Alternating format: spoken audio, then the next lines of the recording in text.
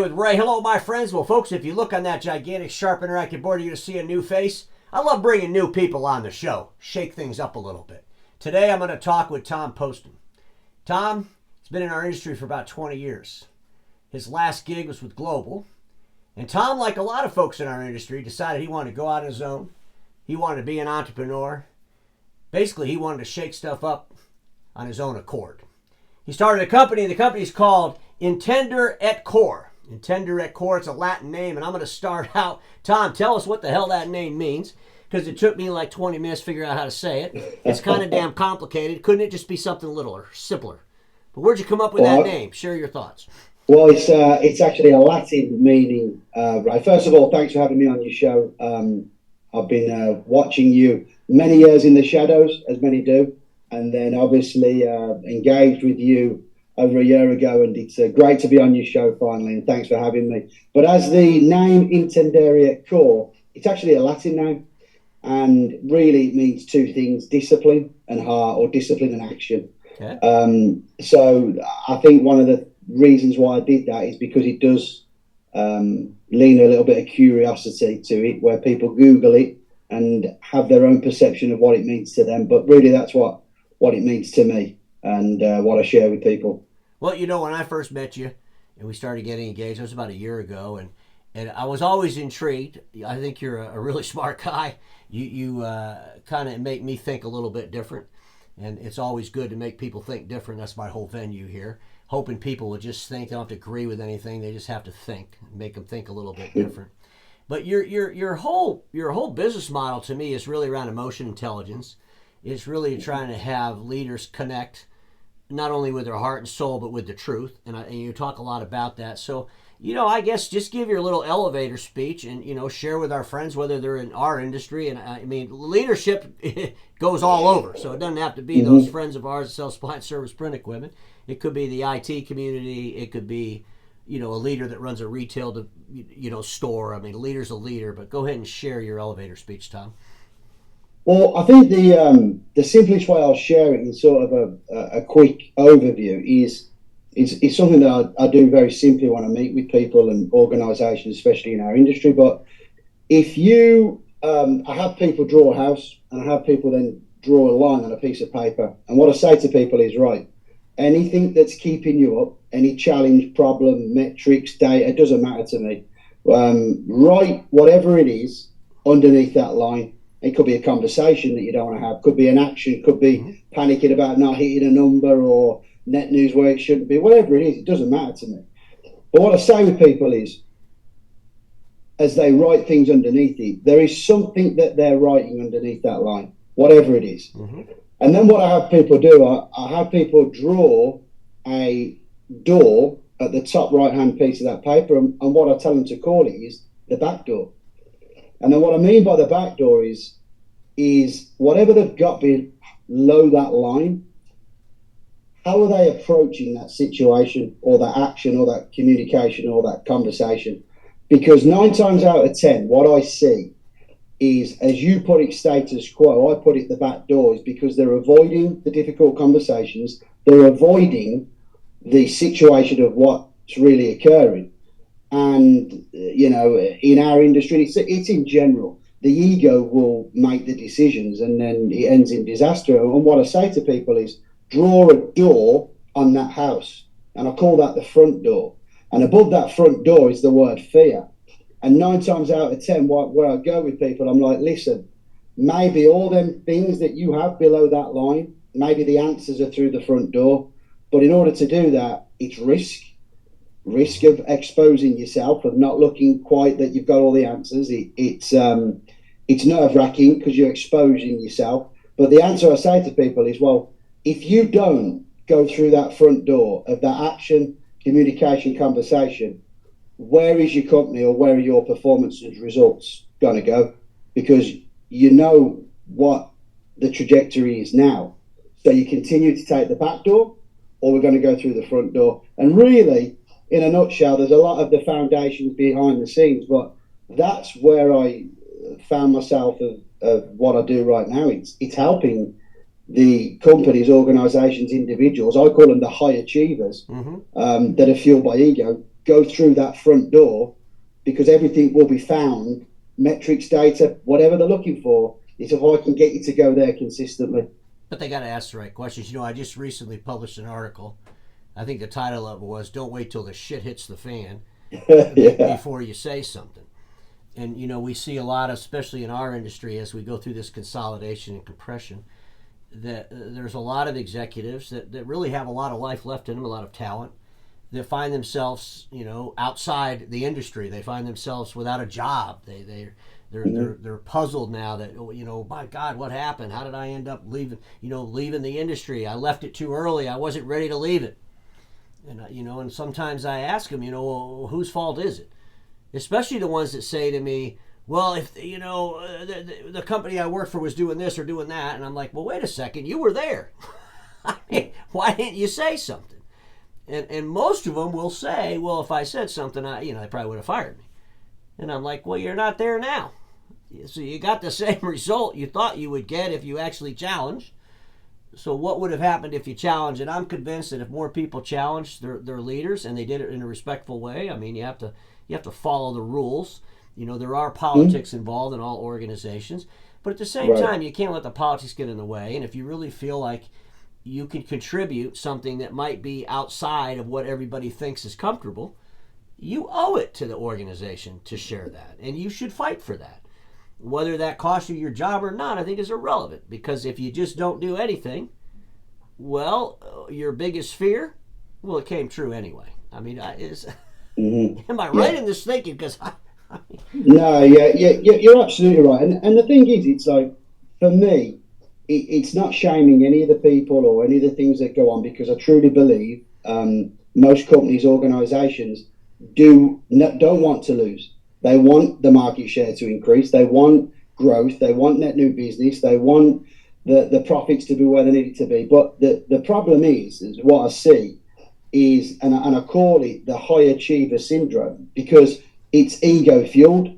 And the challenge with that is, you are going to sort of, with the people that you lead, are going to be from the same place as what you're teaching. And this is where the shift has to occur, of what I call it.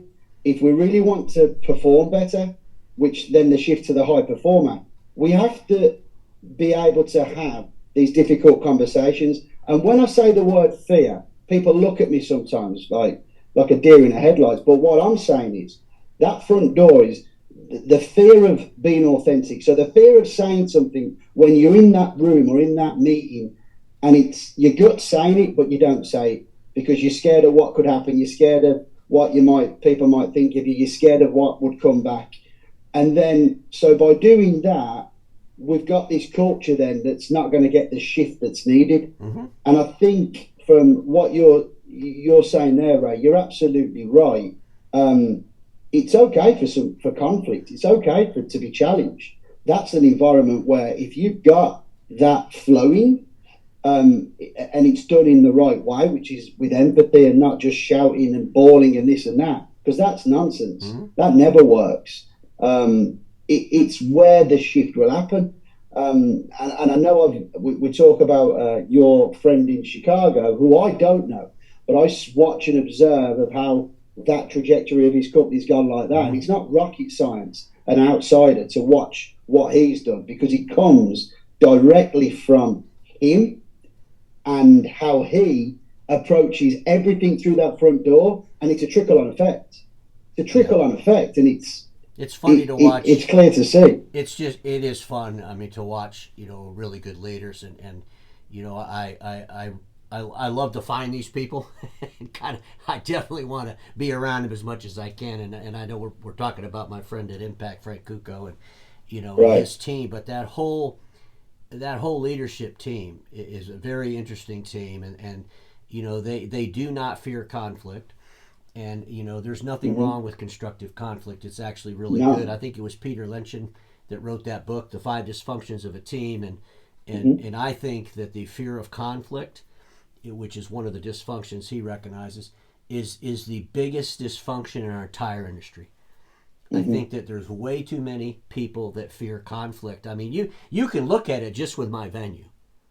I mean, I'll do a video, and it's amazing to me how much communication I'll get behind the door, as I say, Yeah, right, versus right. publicly. And I always tell people, well, that's fantastic. I'm so happy that you appreciate what I'm doing, but maybe it'd be nice if you did it in front of everybody. Mm, And I learned a long time ago, especially in the social media world, that if you look at engagements are 1% to 2 at the highest on LinkedIn mm, against your impressions, and it's never going to be more than that. And it's mm, the bigger you get from your audience, you're still going to be in that 1 to 2%. And I just challenge our industry that we should engage. You don't have to agree with everything, but you right. should engage to try to drive that different conversations. But I mean, Tom, we got venues that want to control the entire narrative. We got panel discussions where everybody is preempted on all the answers and all the questions. We become so, I guess, filtered. And what we're Mm, filtering out is all the conflict, all the discomfort, all the challenges. And this is probably why I've gravitated to your whole message and what you're doing, because holy crap, we need some help. Not only in our industry, but I think a lot of industries. And can you share? I mean, I don't know, without getting into too much detail. I don't want to share your clients or anything, but can you kind of right. share a scenario of where maybe a leader is struggling and how you were able to kind of help that leader get through that challenges, or as you say, open up that damn front door?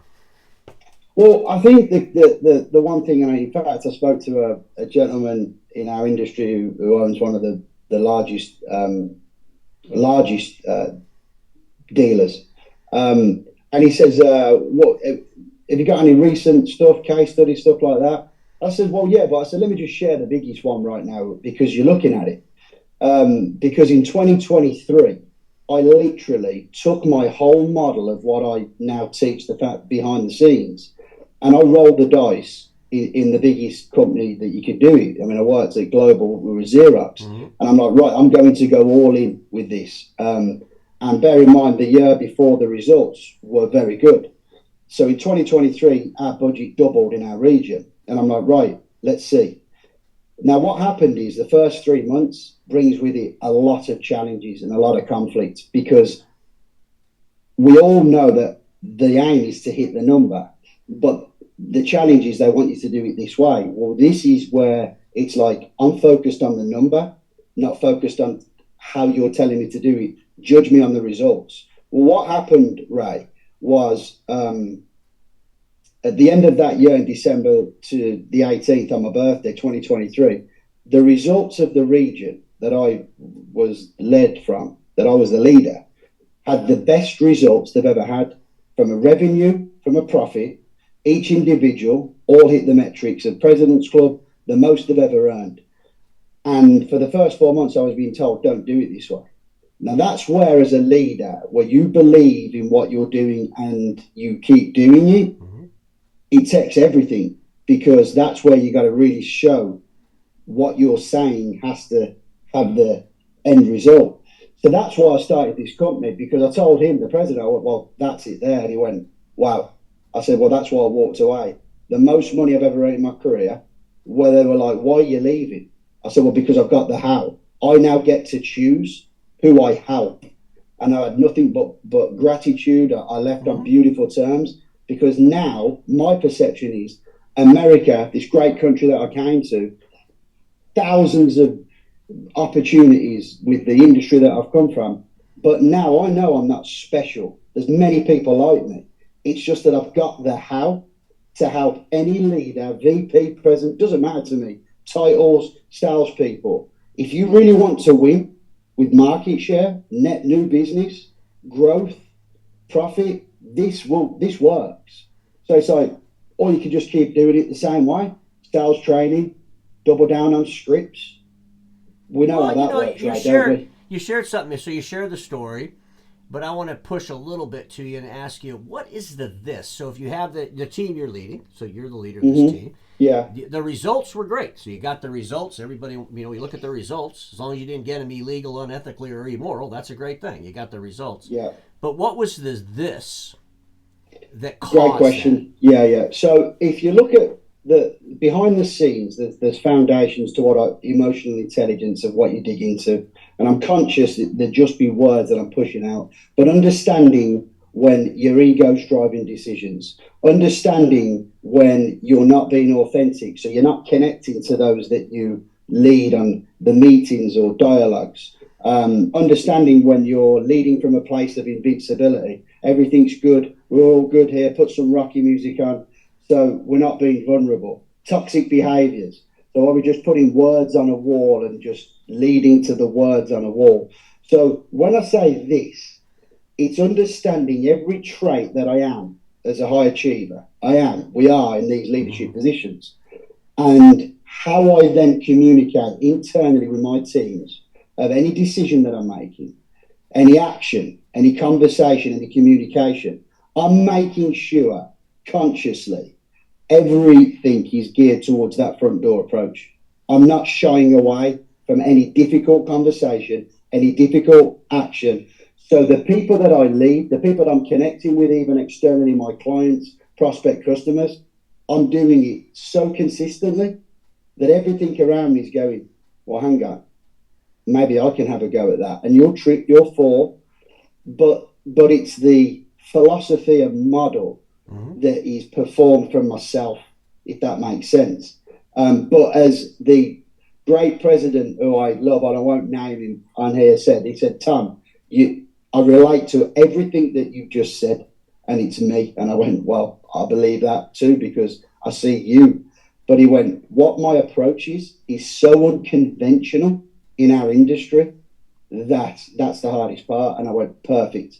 So it should be. That's Because the there's best opportunity. 69,000 training companies out there, you know? Yeah, well, that's the best opportunity. I mean, at the end of the day, anybody that believes that we should try to change ourselves, reinvent ourselves, innovate ourselves, and we're going to do it based on the process of yesterday is idiotic. And and I keep saying, innovation is not a product. It never was. It's a process change. And when you change a process, and it sounds to me like you have a process to help educate, to help bring out leaders to be more comfortable in what they're uncomfortable with before your process came.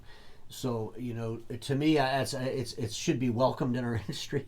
And, have you got some folks you're working with? You're not going to name them. I have actually, yes. Okay. And what's incredible is what I say to people is be curious. A little bit like what you say, challenge the status quo. I'm like, be curious, okay?